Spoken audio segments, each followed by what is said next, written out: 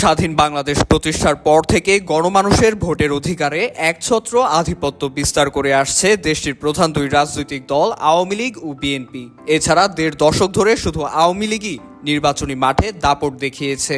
এতে কোণঠাসা হয়ে পড়েছিল বিএনপি, জামায়াত, জাতীয় পার্টির মতো দলগুলো। তবে জুলাই গণঅভ্যুত্থানের পর থেকে সেই চিত্র পাল্টে গেছে।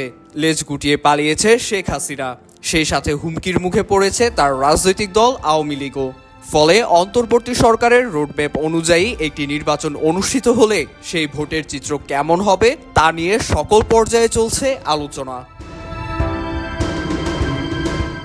এখন নির্বাচন হলে 34% মানুষ নিশ্চিত নন কাকে ভোট দেবেন, আর 11% মানুষ বলছে তারা ছাত্র সমর্থিত কোনো দলকে ভোট দিতে চান।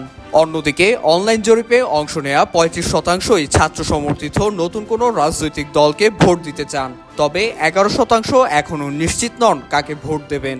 উন্নয়ন গবেষণা ও প্রকল্প ব্যবস্থাপনা সংস্থা ইনোভেশন কনসাল্টিং বাংলাদেশ পরিচালিত জরিপে এসব তথ্য উঠে এসেছে। বাংলাদেশ স্পিক্স নামে একটি মাইক্রো পোলিং প্ল্যাটফর্মে 29 আগস্ট থেকে 8 সেপ্টেম্বর পর্যন্ত মাঠ পর্যায়ে ও অনলাইনে এ জরিপ পরিচালনা করা হয়।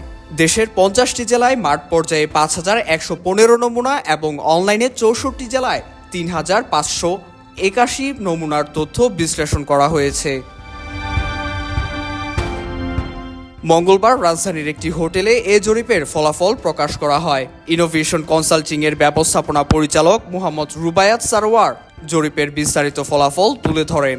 এ সময় বলা হয়, দুই জরিপেই মূলধারার রাজনৈতিক দলগুলো পিছিয়ে আছে। বিশেষ করে অনলাইন জরিপে অংশগ্রহণকারীদের মধ্যে মূলধারার রাজনৈতিক দলগুলোকে প্রত্যাখ্যান করার প্রবণতা স্পষ্ট।